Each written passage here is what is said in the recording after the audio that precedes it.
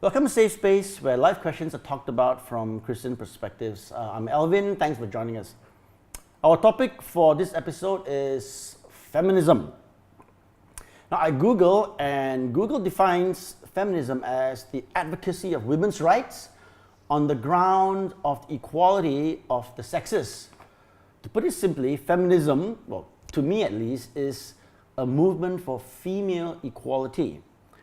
Undeniably an important topic, especially with the growing concern over women's rights in the world, sexual harassment in the workplace, assault, especially with the growth of the Me Too movement, religious discrimination of women, and many other problems. With me today is Dr. Sharon Bong, Associate Professor of Gender Studies at Monash University, Malaysia. Sharon was my supervisor when I was doing my PhD, and I'm very glad to be speaking to her today. Hi, Sharon. Hi, Alvin. Thanks for joining me. Okay. Most welcome. So let's start. So Sharon, when we say feminism, could you tell us what are we talking about? What types of feminism are there, and how would you define feminism and so on? Wow, this is a whole lecture series. Maybe I can start with what you Googled. And there is a lot of truth in that, that feminism is essentially the fight for gender equality. But I think your reading of that, and that is women's equality to men, that is certainly pertinent, and that has shaped the inception of feminism largely in the West. Through first wave and second wave feminism has been really a struggle in terms of attaining, women's rights on par with that of the rights accorded to men. And it's only at the later part of the whole trajectory where women of color had started to rise up to fight for their rights, because prior to that it had been a white sort of feminism, if you like. And of course, in the recent decade, it's also been a fight for sexuality rights. So that has been the morphing of feminism. Okay. Yeah, and that's really like in a nutshell. All right. Yeah. So when you said first wave and second wave, is there a third or fourth wave of feminism? Yes, with the third wave of feminist thought, you had the feminist post-colonial school of thought. So I alluded to women of color, meaning Asian women, African women, South American women coming up, and they were basically contesting the whole slogan of sisterhood is global.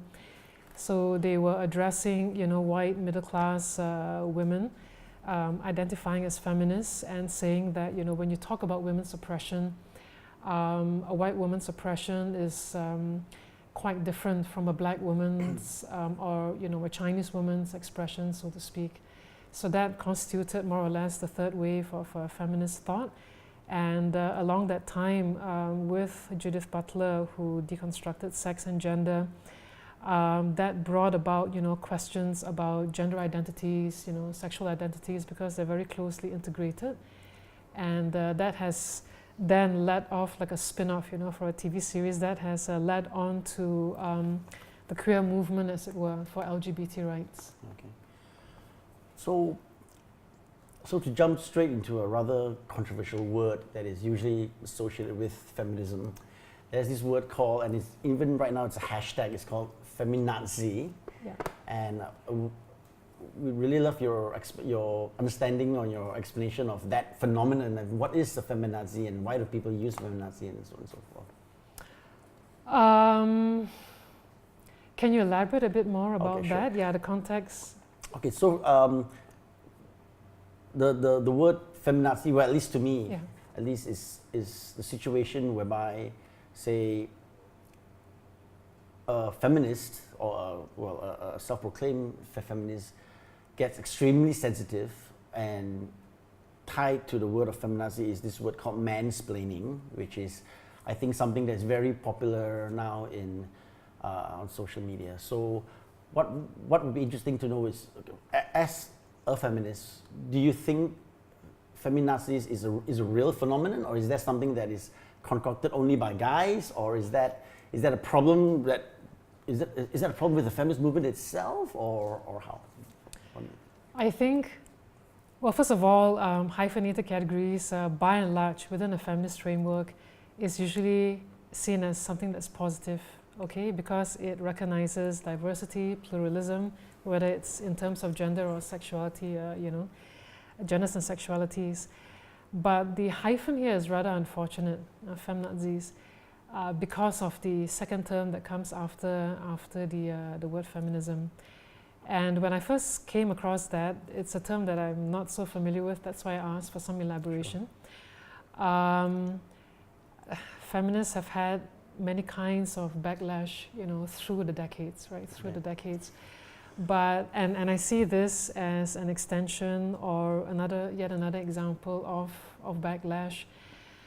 Why do I say it's unfortunate? The hyphen of feminazi is because obviously the connotation of Nazism is rather unfortunate. And I think when I first saw that term in your questions, I thought, okay, it's quite typical where a woman who stands up for not just her own rights but other women's rights, men's rights as well as queer rights, gets labeled in this way. And is it because of her radicalism, which is understandable, because there is much social or gender injustice that Sure. elicits that sort of biblical anger, if you like, anger at social injustice. But the hyphen is really quite unfortunate because of the kind of trauma and memory that Nazism conjures, Sure, which is, I think, quite an unfair and quite misplaced label, hyphenated label, yeah. Perhaps to give some contemporary examples. Yeah. So, for example, Piers Morgan, who is a pretty outspoken newscaster, he recently, a couple of months ago, he criticized Madonna and Emma Watson for exposing themselves and yet labeling their actions feminism. So he rejects that view of feminism, and he would believe that a more authentic feminism would be, say, the Kurdish women fighters, fighting and challenging, the might of ISIS, and he would say that people like Emma Watson and Madonna, to expose themselves to be sexually objectified like that, and yet to call themselves feminists, that would be wrong. And he would insist that the Kurdish women fighters are the true feminists. So what would be your take on that kind of comparison? It's, I think, easy to appreciate why he would feel that, one brand of women, fighting pretty much quite literally and at the forefront of the battlefield would be proper feminism, as it were. And the sort that, Emma Watson and Madonna exemplify or embody would be, by Morgan's definition, an improper one, okay, an improper feminism. But through the years, women in so many different social cultural contexts have had to contend with just on the question of bodily representation or gender expression, mostly men, but also women, telling them how they should wear, what they should wear. And of course, the whole debate about the hijab and things like that. So Madonna is held as a feminist icon by feminists because she challenges, precisely because, and paradoxically because she challenges such sexualization, eroticization of women's bodies, as well as that kind of abject objectification of women's bodies. Right. And it is also a statement in response to the rape culture that we find prevalent in so many of our cultures, where a woman is often blamed, and even girls, that they deserve to be raped because of what they wear. So where do we draw the line? So if a woman is fully covered, you know, she doesn't deserve to be raped. Prostitute, you know, the lines are more blurred. What about a girl? What about babies, you know, who are also raped? So when individuals like Madonna and Emma Watson, who is also championed as, you know, a contemporary feminist icon today, and also for a stand on queer rights, they are responding to backlash received on these fronts. You know, they take it to the extreme to make a point that a woman's bodily integrity is basically hers. So it's really pushing the right to self-determination in terms of what you wear, and of course that's not going to go down well with many people, both men and women. Right. Yeah. So, because clearly, and I admit that I struggle with this as well.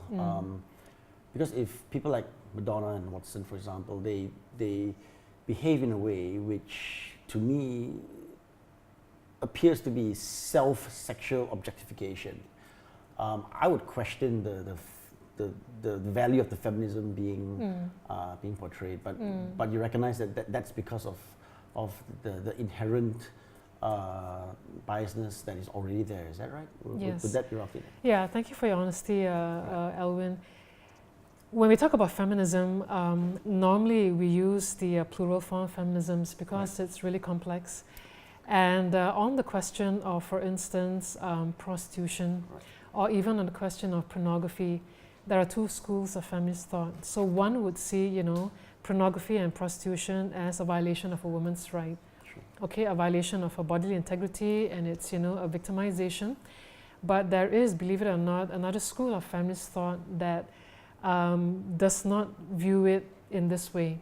And so they would use the term sex work, for instance, rather than prostitution, because they recognize that for many women who are not oppressed into or sold into sexual slavery, that this is a very conscious choice. Sure. And these are movements where, you know, you would find the call to decriminalize sex work, for instance, so that, you know, it's recognized as work. So the work in sex work is the operative term. And a similar sort of understanding, and this is a feminist framework, is also directed at pornography, for instance. So it's so subjective what constitutes pornography to one individual to the next, whether you're Christian or not. And so, you know, if you like, Madonna and Emma Watson are engaging in what some might see as, you know, an eroticization of their own bodies, and it is precisely because they are, you know, driving it. They are the ones, correct. It's coming from within. It's coming from them, exactly. Right. So it's, you know, a manifestation of their own agency. It's not as if they were coerced. Sure. They're not dressing in that way to please, you know, male or female partners or their general fans or their general public. Okay. Yeah. So based on what you explained, I would assume that under this framework, the key aspect of feminism is the agency of women. There. So whatever they choose and how they self-determine, the important point is that they have made that self-determination. Exactly, yes. Okay. Thanks so much. In the same vein,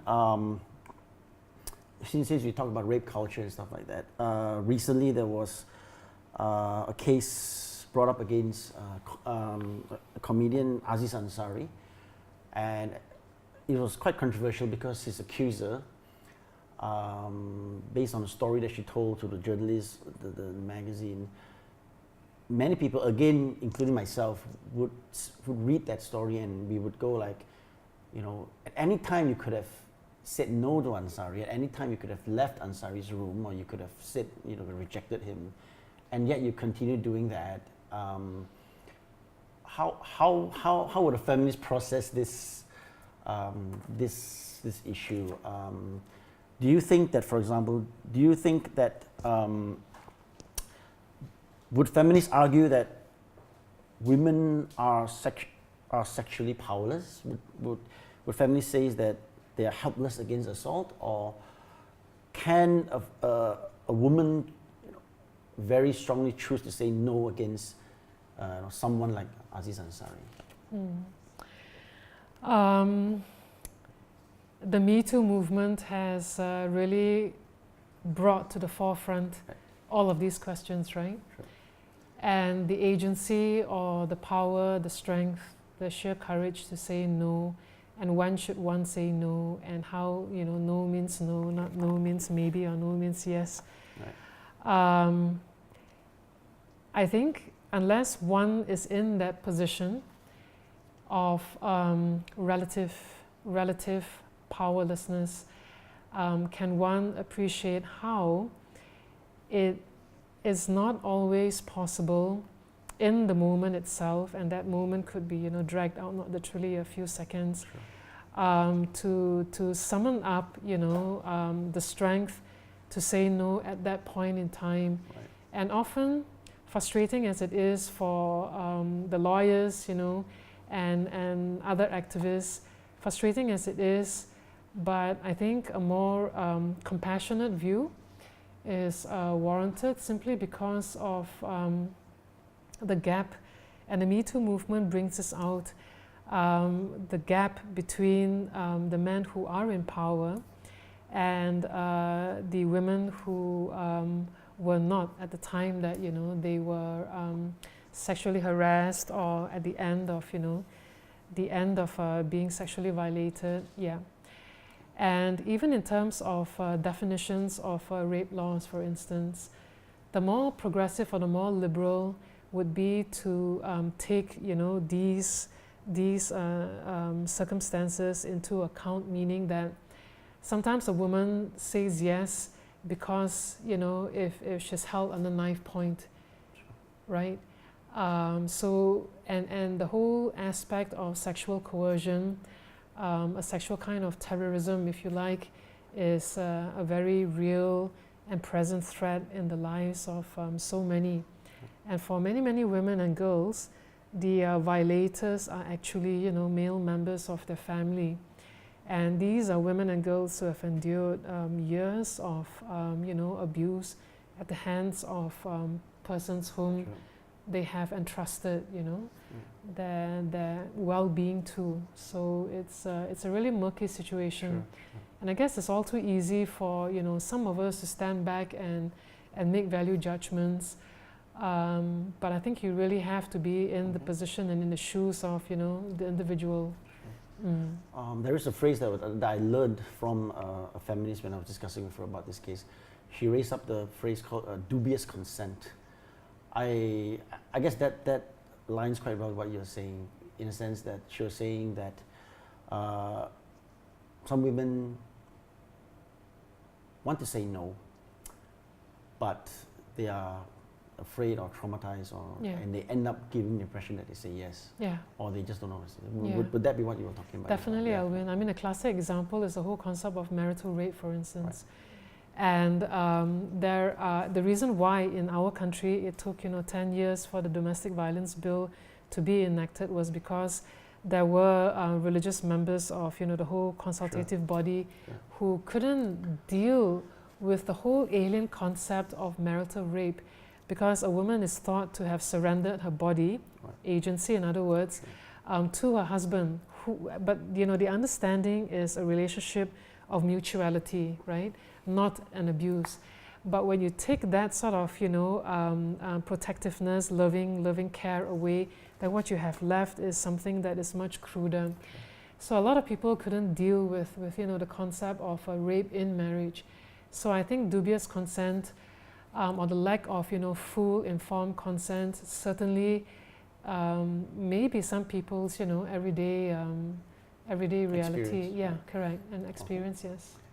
Welcome back to Safe Space, where life questions are talked about from Christian perspectives. I am speaking to Dr. Sharon Bong on feminism. Last week we spoke about the definitions of feminism, the kinds of feminism, the very dubious phrase feminazis and things like that. Today we're going to talk about Jesus, the Bible, and how, if at all, they're related to feminism. Welcome back, Sharon. Thank you, Alwyn. So with regards to Jesus and the Bible, Do you detect any feminist elements in the way Jesus or the apostles or the Bible characters, in the way they treated and talked about women? Definitely. Definitely. From the point of view of feminist theologians, and there's so many, okay, from the side of Protestants to Catholic feminist theologians, Jesus is hailed as the first feminist actually in the Bible, in the way that he, treated women. And often they would look on the story of the Samaritan woman, for instance, or the healing of the bent woman, the woman who's hemorrhaging. Jesus's attitude towards, women whom others regarded as fallen, or prostitutes as they were labeled, or unclean women. And for these reasons, Jesus is hailed as the first feminist in the Bible. Right. Sure. So yes, I now you mentioned the many cases of how Jesus, and I think what you would be referring to would be how Jesus stood up for these people, right? And yes. how he moved to dangerously be aligned with them, to resonate with them, when society would have already outcast them. Exactly. Out, right? In his time, yes. In his time.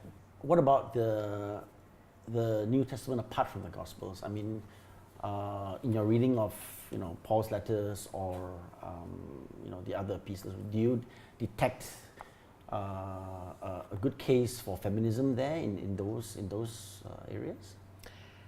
I'll just go back very quickly to the Gospels, Sure. okay, before I go on to Sure. the other bits in the New Testament.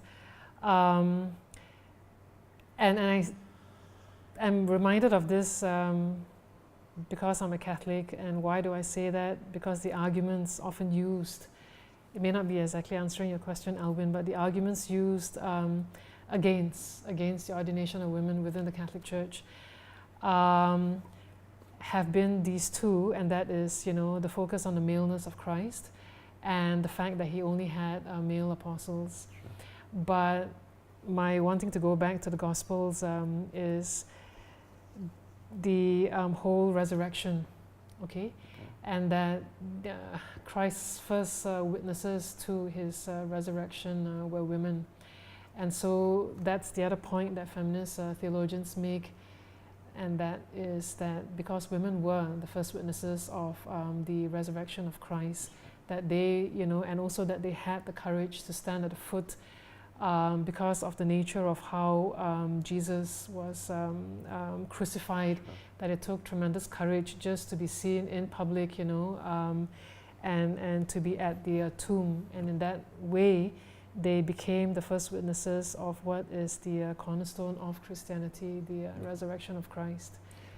Do you personally see any significance in the role of Mary towards your feminism? Yeah, you're speaking to a Catholic. I am the devotion to yes. the devotion to Mary is Right. what has caused many other Christian denominations to view Catholics as worshipping Mary, for instance. Sure. So the devotion to Mary is, I think, unique to the Catholics, and the more you go into the whole study of Mariology, and especially, in South America or even in the Philippines, which is predominantly Christian, that you would find that, there are two ideas more or less circulating with regard to Mary. Number one, because she's a woman, and she's seen as someone who intercedes. Okay, she's not God, but there are many other conspiracy theories, if you like, or many other theories that have a different view. And I think the Da Vinci Code captures some of that, and I was just spellbound when I saw that, and the whole, Mary Magdalene coming into it. But anyway, Right. I'm digressing. Oh God, I forgot my point.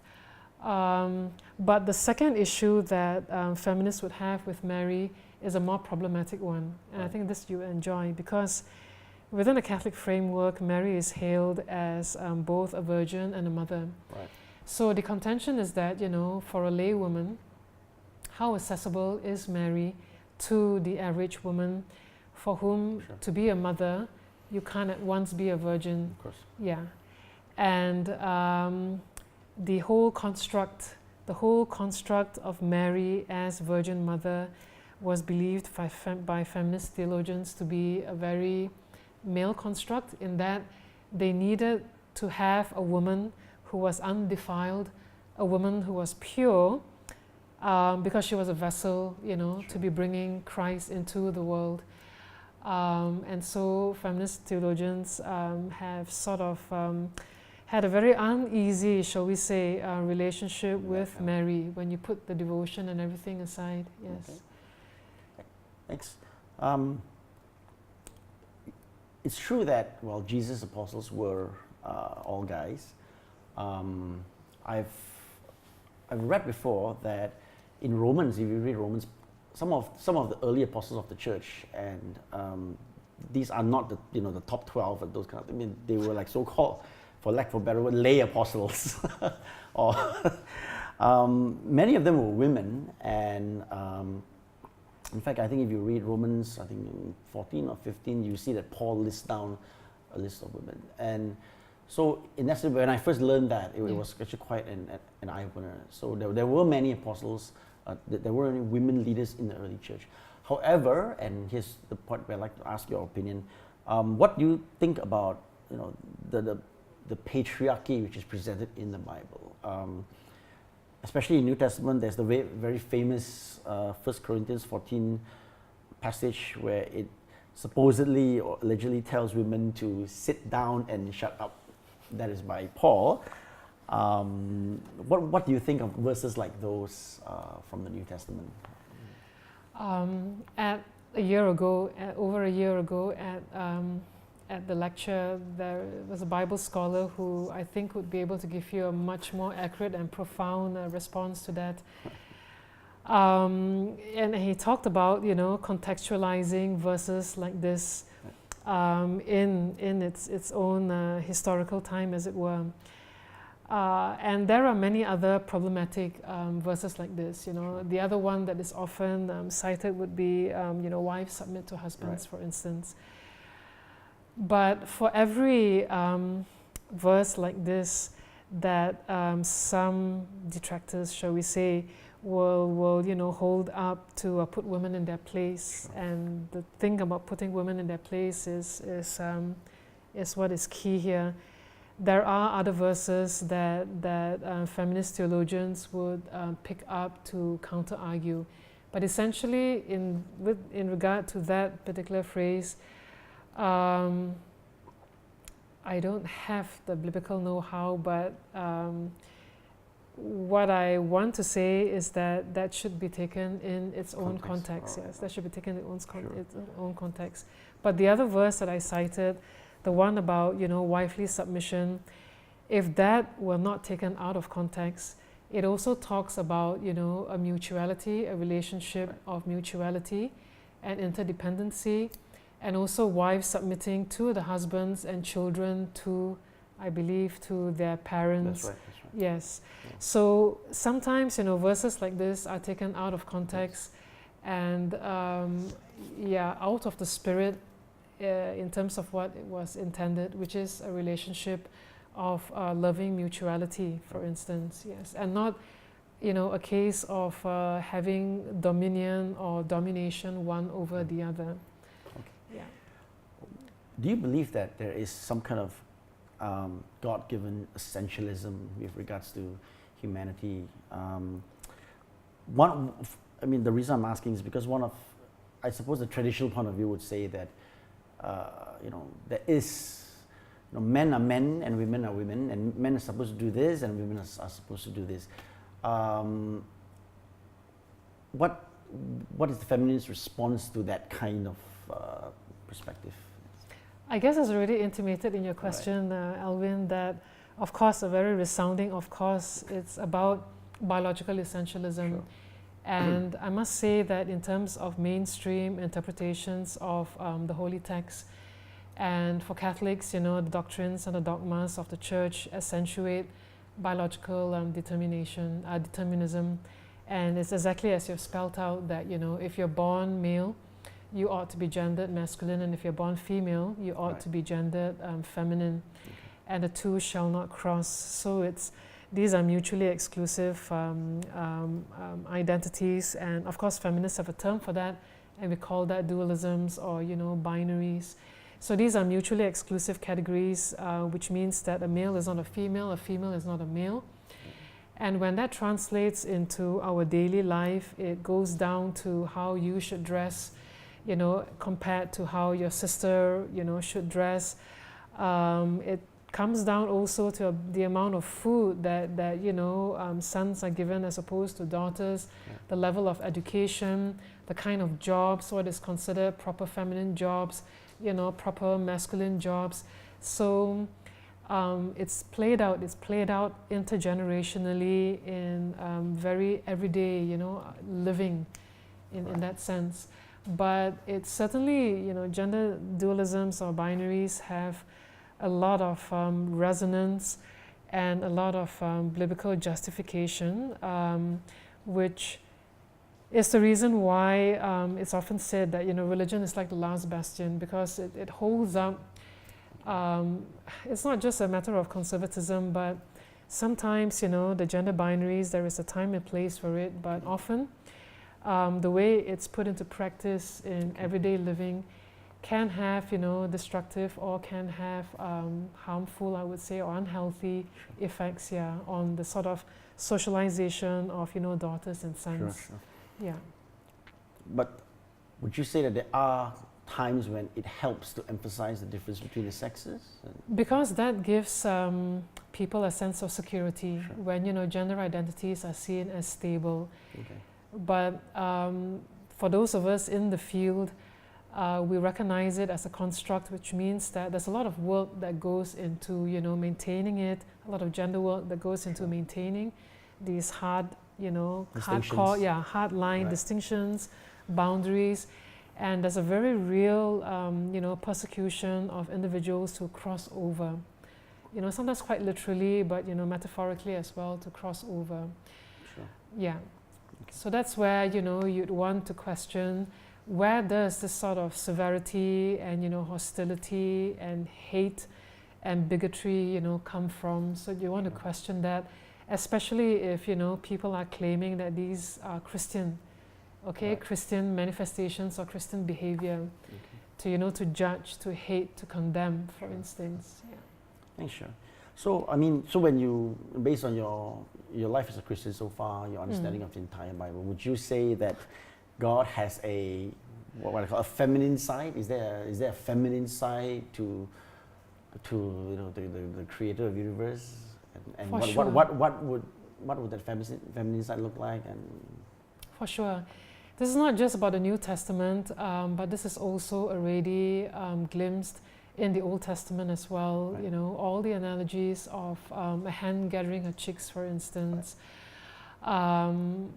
And there are so many others. So, God is not the God of the Old Testament is often portrayed like Prometheus, like some, warrior and this guy who's got something, out for everybody and has this destructive capacity and is a God that's so easily angered and everything. But there are all of these feminine images of God. And of course, when we talk about the Trinity, and when you talk about, not to say the feminization of Jesus, but in the way that we spoke of at the start of this segment, Jesus standing on the side of the oppressed, or in solidarity with the marginalized. And because in his time, as it is in our time, so many of the marginalized, are women. They're not exclusively women, but so many so many of the marginalized are women. So in that sense, not to say the feminine side, but the compassionate side. Right. And I guess the way Jesus held himself up, because as a man, he had very different notions than, the Pharisees or the judges and the men in charge of, in his day had. Patriarchal, if you'd like that label, and yeah. Thanks, Sharon. That's all for our second segment. To be the first to see our clips, subscribe to us by clicking on the subscribe button below. Share your thoughts with us by commenting below. If you have a question for Dr. Sharon, please send it over to host@safespace.my. Come back next week where we'll talk about how to be a Christian feminist in Asia. Welcome back to Safe Space, where life questions are talked about from Christian perspectives. Welcome to this segment where I talk to Dr. Sharon on being a Christian feminist in Asia. Welcome back, Sharon. Thank you, Alvin. So, how is your feminism affected or influenced by the fact that you're an Asian as well? Is there a difference between Asian feminism, Western feminism, and what are the differences? Yes, it has everything to do with the context in which we inhabit. So an African feminist, feminists in the context of Europe or America would be very different. And in so much of my work and also presentations and radio programs like this, that anchors my feminism. It makes real, tests and puts into practice my feminist ideology in an Asian context. So what is the difference?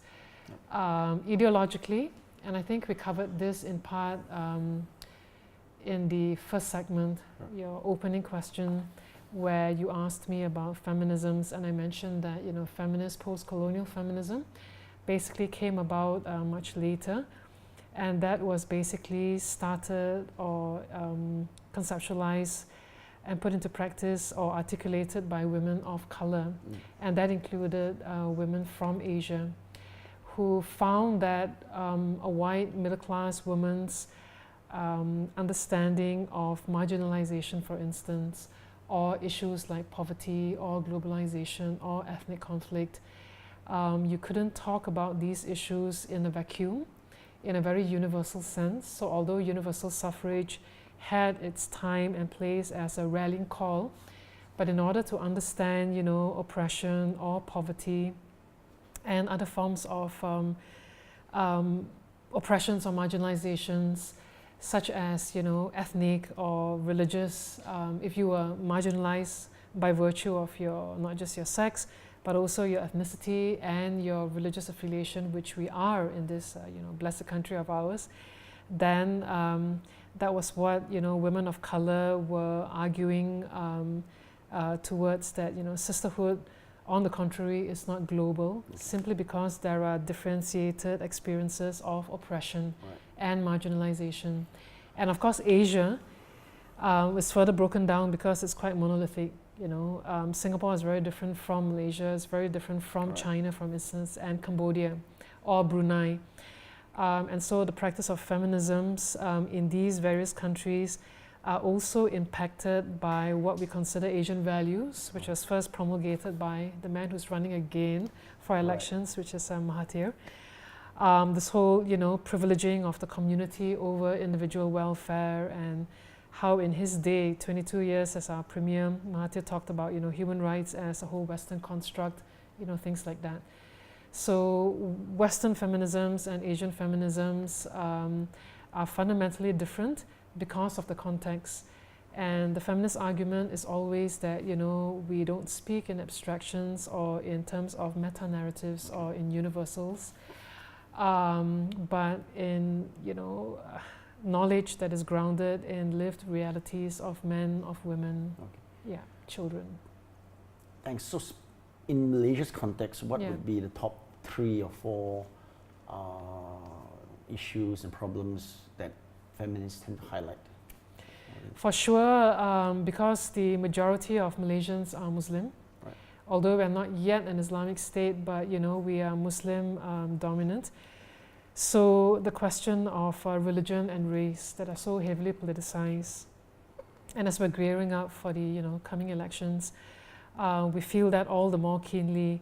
So feminisms in Malaysia, the intersecting rubrics would be gender and or sexuality, gender and sexuality, but intersecting with race and religion, certainly in the context of Malaysia. Okay, so if I understand you right, you're saying that Western feminists tend to take a more universal, meta-narratival approach, whereas Asian feminists focus on the specific issues in their region and their community. Is that right? No.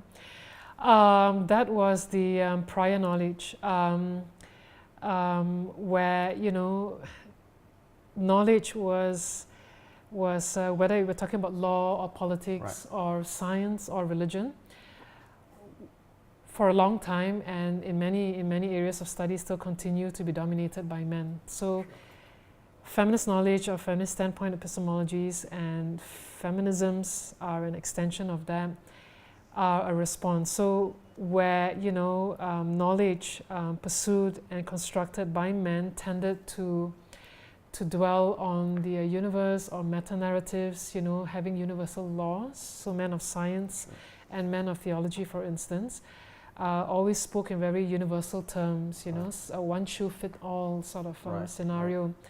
The first feminists' counter-discourse was to argue against that, you know, knowledge had to come up from, you know, the bowels, if you like, of women's lived experiences. And of course, there was a partiality towards women's narratives. Why? Because women's narratives were either hidden or were lost or were trivialized, okay?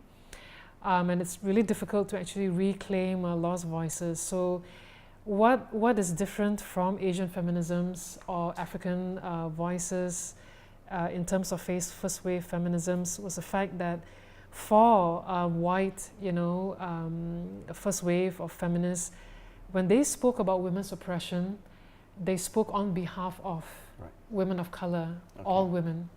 So the whole woman question, you know, was seen as a very monolithic one, that all women were the same. Sure.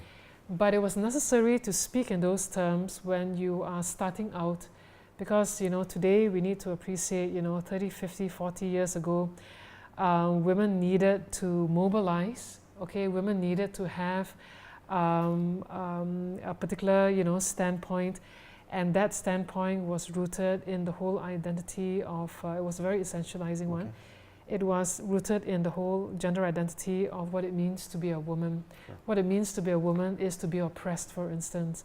So if that was the rallying call, you know, white Western feminism spoke on behalf of all women. So it was only a matter of time, inevitably, that women of color would, you know, rise up to speak for themselves. So it's a question of self-representation. Sure. Yes. Okay, thanks. For the benefit of those who like to read more about Asian feminism, and apart from yourself, can you recommend, who are your other favorite feminist writers from Asia? If you could maybe share some. Do you mean just Asian feminisms or Asian Christian feminisms? Perhaps both as well. Asian feminism and Christian feminism.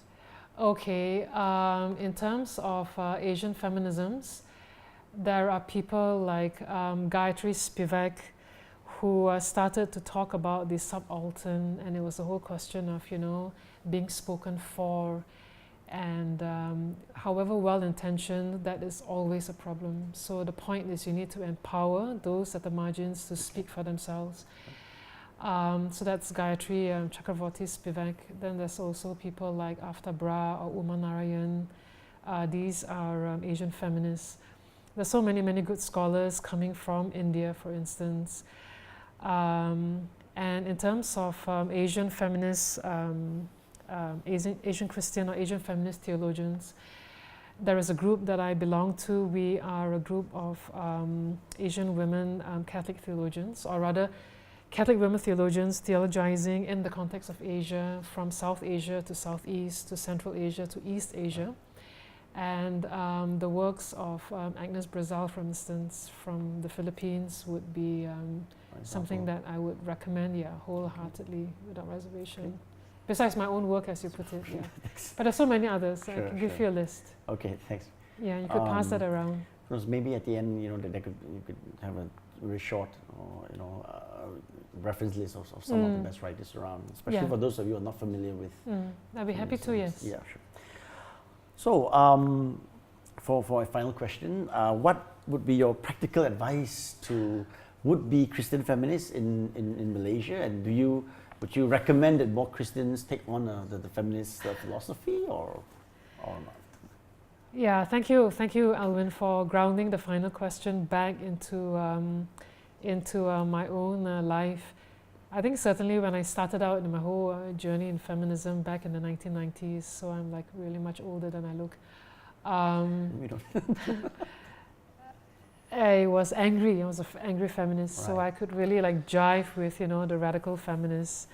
And many people would have this image of like bra burning, like man hating. So I wasn't that, but I remember that anger was what got me started. And in particular, I was so consumed with growing up. I had a real issue, and it kind of like bugged me that people around me were so well adjusted and were not asking the question that I was asking, and I thought, just going to go mad, and so I was really eaten up by the whole, non-ordination of women question as a Catholic. And often my students even ask me, how is it that I identify as both, Christian and feminist? They seem such a contradiction in terms.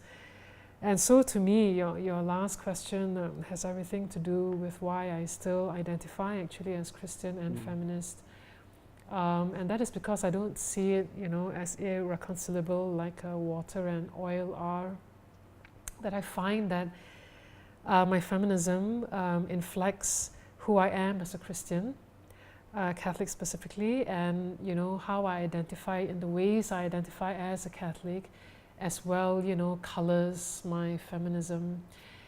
So earlier in the conversation that we had in between the segments, of course, as I tell my students, and I do walk the talk as well, the thing about feminism that is kind of like different from most other areas of study. It may be taught in the classroom, in a formal sense, but it is always something that you can't really afford to compartmentalize, because so often I always throw back the question, as you are doing it to me, ask students to relate it back to their own upbringings, their own faith communities, if they identify, if they have a religious affiliation, their own ethnic communities.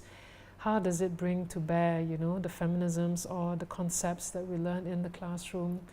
And over the years, it's been almost 3 decades, in terms of teaching, unpacking feminisms for Generation Y and Z and the millennials, it's necessitated a very different packaging, as it were. And I guess the one advice, not that I feel that I'm in a position to advise anybody, because I think the first premise, and therefore the first advice, would be that every individual, and it's not just, for women, it's also for men, because there are men who identify as feminists as well. So it's not a gender territorial thing. That, you have to be the one to decide for yourselves how, your Christian identity and how your feminism, and you may not even want to use the label feminism, because if you believe in, gender equality, if you have a respect for gender pluralisms and gender diversities, then you would ask yourself constantly, it's very postmodern in the sense that you don't actually arrive, because every day there are challenges. Today there's the Me Too movement. We talked about dubious consent in the first segment.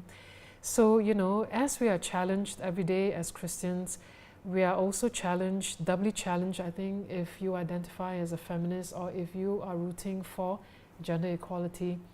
And it is up to each individual to see where, these, like a Venn diagram, can unproblematically overlap, and where there are areas where, you, with all the reflexivity, you are aware, and with all the discernment that, these are areas that I'm less sort of like comfortable with. So for me, on a very, very personal note, I guess the issue that I sort of am a bit more discomforted with would be the whole question of abortion, I guess, of abortion. Intellectually, I understand the feminist argument for a woman's right to bodily determination, the right to terminate a pregnancy. But, as a Christian, And I know there's all the scientific evidence of when life begins, you know, it's put in very clinical terms, right down to the precise day and all that. But that's when the Christian in me, you know, sees it in a more absolute term, and that is, you know, life begins at. So in that sense, the Catholic Church has done its work, at least with me on this one thing. Right. And that, you know, so for me, that would be, you know, personally an area where it less overlaps, you know, there's a bit of tension there. But in so many other areas, you know, that is absolutely no problem, and I quite stand apart on the question of ordination, the churches stand on homosexuality, for instance, and, you know, a host of other issues, yeah. Well, it's interesting you brought up on the topic of abortion, because I think recently, on the question of when life begins, someone told me that she believes that life begins only after 24 weeks, after this phase called fetal viability or something like that. And when I probed further why, her answer was that if she believes that life begins, say, at conception, then given the fact that bodies naturally, you know, moms' bodies naturally, there are some natural abortions. Given that fact, if life does begin at conception, it would make her a murderer. And she felt that was offensive, and because of that, she chose to believe that life begins after, say, 24 weeks. So perhaps one final question is, what is the line, how do you draw the line between feminism and, what's the relationship between feminism and, I don't know, offense and, you know, and feminism and truth and an offense? Is there a relationship there somewhere? Is there a tension there somewhere? Yes, there's a lot of murky depth. There's a lot of murky depth. This is precisely what I was speaking about, Alvin, that, you know, each individual has to decide for himself or herself where that line is, you see. Yeah, where that line is. And it's not so arbitrary, you know. Sometimes people think it's like a moving target, it's a moving. No, it's not like that, because when there are, you know, moral issues, then and it hits us, you know, it hits us in a very raw way. You know, questions like mercy killing, you know, and all this, so many issues. It really comes down to the individual. Deciding. Because it struck me as ironic, because given your stance about abortion, there would certainly be many feminists who would disagree with you. Yeah, who would of course. You know, be concerned or challenge you that, oh, you're not a real feminist if you don't. That's one problem we have. Exactly. Right? Yeah. So the point of, you're right. So the point of, you know, a real feminist, I guess for me, because I've been, you know, trying to live this out pretty much every day of my life for like a really long time. These are questions that I continue to ask myself. And depending on what the, you know, challenge is of the day, the answer is different. So all I'm saying is that there are really no absolute terms. There are no absolute terms. And you know, one doesn't just arrive at being a feminist, or a Christian for that matter. We are continually challenged to put into practice, you know, these ideologies or our faith, you know, the whole question of praxis, for instance. And I guess fundamentally, what is my anchor or what is my root? It is to see that it is the more fundamental belief is not feminism in itself. It's not, you know, feminism that's driving my Christianity or Christianity that's driving my feminism. But it's really that, you know, fundamentally for me, I really truly believe that you know, these are not incompatible. Right. So once I start, for me personally, from that premise, then you know, each different challenge or issue, you know, calls this basic premise sometimes to question. It tests it, and so I, you know, use a lot of discretion, discernment. I mean, and. Thanks. So perhaps we should try not to be too absolute about so many things, and don't judge people so fast. I guess that's one of the. And certainly when I walk into, you know, my gender studies classrooms, it's not as if I'm, embroiled with some missionary zeal to have Right. like major conversion of Sure. hearts. The battle is half won because half the time, half of the students are in gender studies classrooms because they Because they're want already- to be, and they are already somehow initiated self. They've gone through some, baptismal rite of initiation, and even if they don't use the word feminist, but they are there with all of their hang-ups, their angers, Wow. and their potentialities and their wisdom as young people. They bring all of that to the classroom, so It must be very exciting then. yeah, it's an Right. amazing journey. Thanks. Thank you Join so much us for sometime. I will definitely think about that. Yeah, Thank you so much, Sharon, for welcome. speaking to me. Welcome. I hope that our listeners have learned a lot. I definitely learned a lot from you. Thank you, Alwyn. Thanks. Thank you for your questions. I think this conversation is very important, especially for women or for oppressed, for the oppressed individuals to feel that they have a voice and they should have a voice, and many people have spoken up for them. From a Christian perspective, I totally am with, I fully agree with Sharon on what she said about the compassion, the radical compassion that Jesus had for women, for the outcasts, for lepers, and it is unfortunate from my perspective that many male theologians, probably even including myself, have, if we have covered that part up, in our speeches, in our talks. I think Jesus is way more compassionate to women than much of theology has put him out to be. So that's it for our final and third segment. I'm very glad that Sharon has been able to join us. As some of you know, I worked with Sharon for about 3 years, and she practically saved me from flunking out of my PhD. So I'm really glad that she was around when I needed her.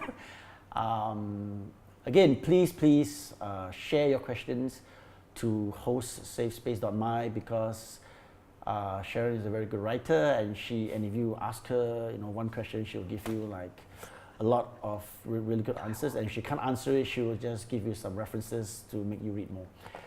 So thank you so much for joining us, and stay tuned, stay space. Thanks. Got questions? Connect with us. Send us a tweet or an email.